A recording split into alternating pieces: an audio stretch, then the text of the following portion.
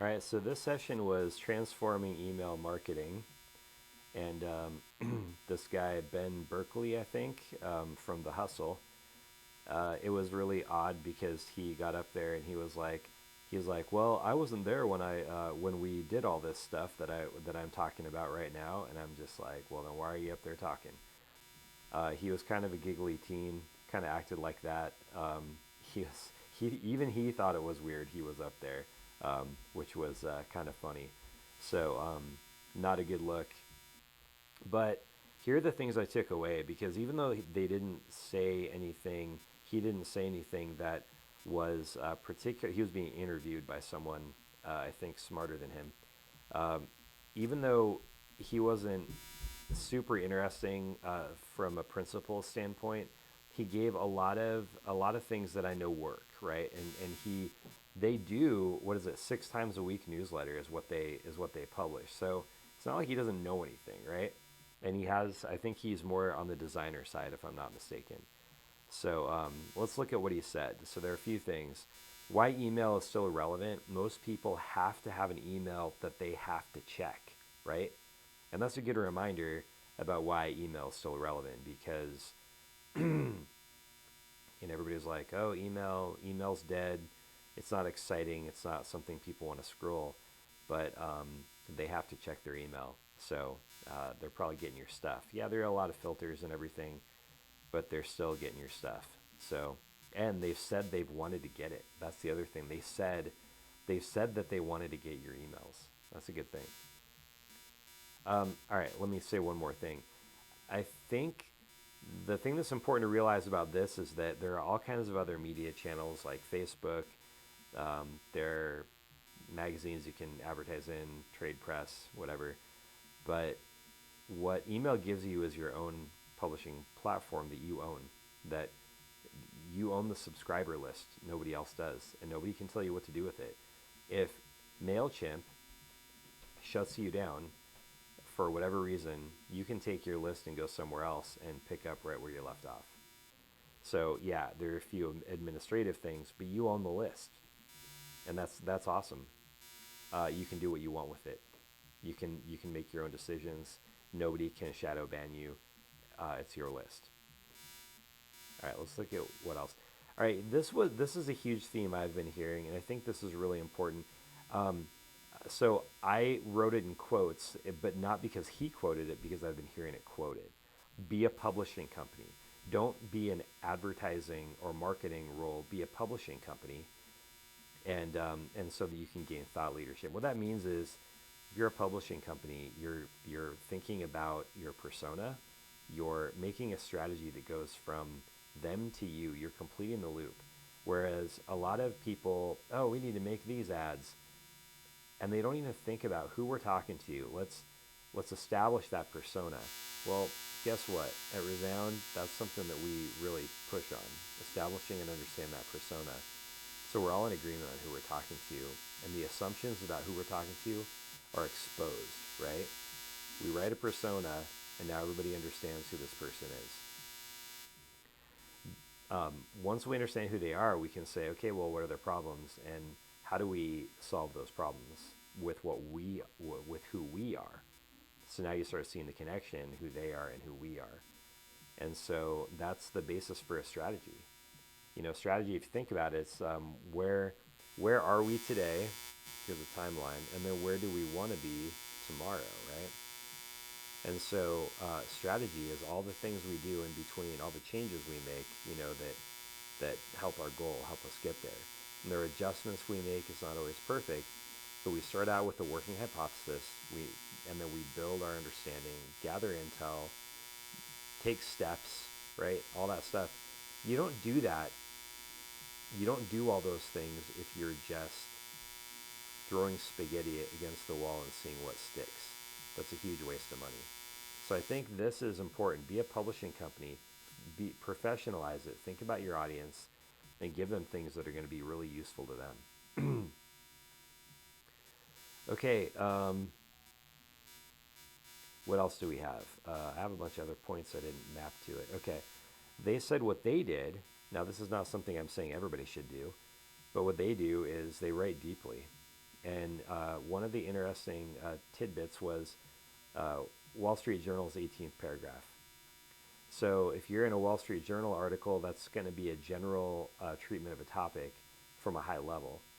But when you're a niche operator, maybe trade press, maybe you're the one you want everyone going to find out what's going on in the industry, or to gain analysis on the industry. You want to talk about thought leadership. That's how you gain thought leadership. All right, 18th paragraph. Okay, what's in the first paragraph or the title? The title is the most basic. Like, you read this article. Here's what it's about. Here's the nut graph, what they call in journalism a nut graph, which is kind of like, this is what you see. You expand out who, what, when, where, why, how, and then here's where you start breaking things out in the following paragraphs, right? What we're talking about here is 18th paragraph. So it's like grab something specific and interesting, and then write a whole blog post about it that's going to be now ultra interesting for people, and it's going to show your expertise. Because who can comment on the 18th paragraph? Probably an expert. And that's probably all. All right. Let's see what we have here. 2.4 million subscribers. So that's what I think they have. 2.4 million subscribers. They went from, I think it was called something. I'll have to get the title of it. I'll put the title in the YouTube channel. But they went to 2.4 million subscribers. That was the big brag, from 0 to 2.4 million or something like that. And so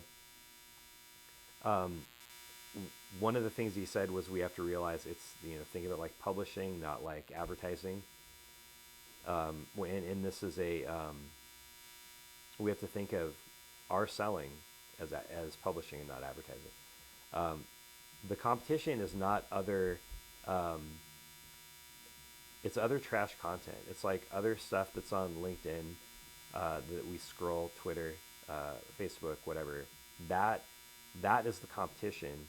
And I think that what he's talking about is elevating the conversation, so that you're actually helping them become more sophisticated, and better thinkers. And I think that's a great goal, because now you're loving your audience. You're not just fulfilling them, but you're loving them and you're caring about them. And nothing really is kind of one of those things. Nothing pisses me off as much as a marketer who hates the people they're marketing to. Like, talk about just someone who's just a manipulator and user, right? We don't want to be that. We want to like the people that we're serving. And if we don't, we shouldn't be doing it. It's immoral for us to have such a conflict of interest where we pretend we like people. Think about some of the the beer brands or whatever lately, who it's come out that the marketing person just kind of is making fun of the people, or the NFL, making fun of the people who are the people who watch football. To me, that's just slimy. And so let's love our people, and let's elevate the conversation. All right, that's a little moral sidebar there. What did I say here? Giving versus out. Okay, so this is a big point that you see all the time talked about in content marketing, where you're trying to you're giving more than you're asking, right? So you may have a call to action, but you're giving more than you're asking. Then when you ask, people are like, oh man, I want to help, right? In their hearts, they're like, okay, I want to help, because they've been giving so much to me and helping me out so much. I want to help. Can't remember what the ratio is. Is it 3 to 1 or something like that, giving to asking? I'm not sure. But I think that the ask is way more powerful when you've been giving. And that's proven out. It's something that everybody knows and understands in publishing. The other thing is use and tighten personas. So we talked about that in another video, where I felt like some of those marketing leaders are like, oh, we have to make stuff relevant and know our audience. And I'm like, yeah, no doy. That's like table stakes for content marketing. But I wrote down here, use and tighten personas. One of the ways you do that is you take a big old email list and you break it down into sublists, right? Where Now it's like, okay, now we're going to make a special email for this guy, right? And it's going to be way more relevant than the general email that we were sending before, right? Because now we have something that is specific to his needs. Same thing here and same thing here. Tighten personas. The other thing is you might have a persona that you're using, and you might say, okay, this is a general persona. Then we're going to do ads that are going to split test, right? We're going to do split tests. And then we're going to use the data from that to tighten our persona and further define. That's great. Another thing was cull the parts that aren't working. If you have a big email template and you're not getting any interactions in this area right here, then maybe call that, pull it out, take it out, remove it, and then see what happens. A lot of what we're doing is we're taking data and we're using design principles to figure out what does the data mean for us to do. Data will tell us this isn't working, but it won't tell us what will work. It won't tell us removing it will work because removing it affects other things. So what we're doing is we're saying, okay, what's the data, and then we're creating a hypothesis about what would improve it based on the data. What is the data? What do we think the data might be telling us? Correlation is not causation. Just because they came out during this one section, right? They decided to pop smoke right in this section of the website doesn't mean that's the problem. Maybe it was the section above it, right? Or whatever.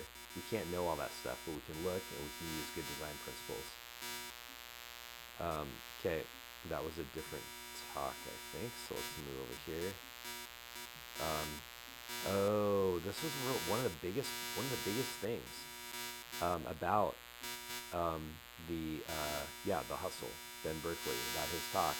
One of the biggest things was voice.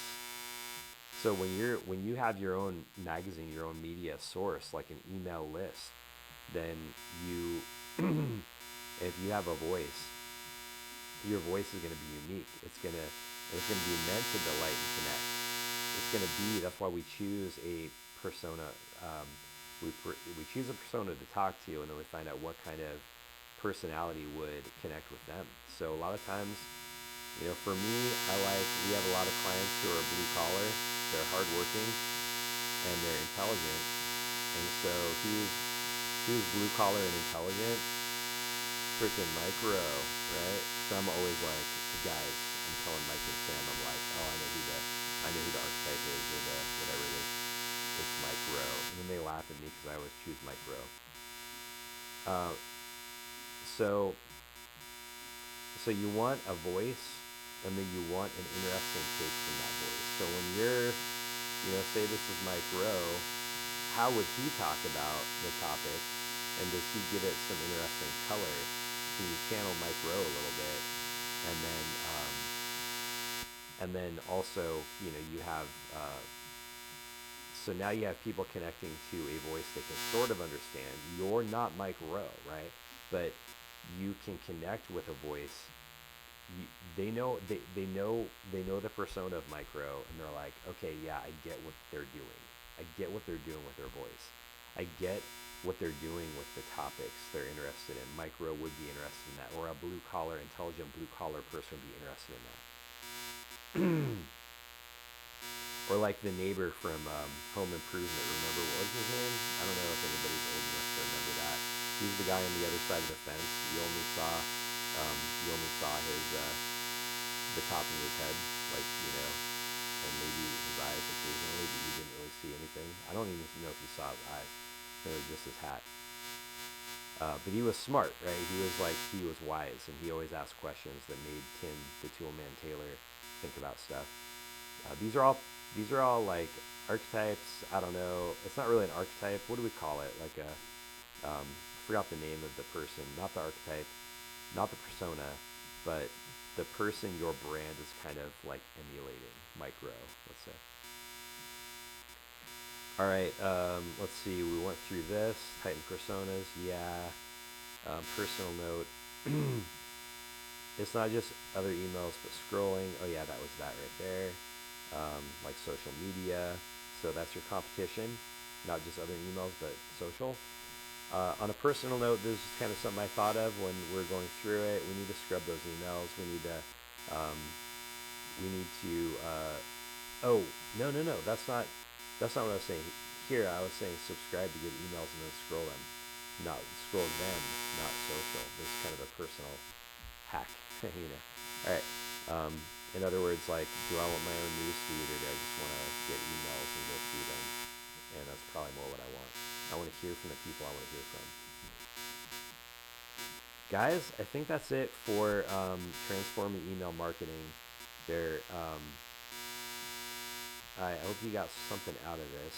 And let me know if you have questions or you want to develop some ideas around it.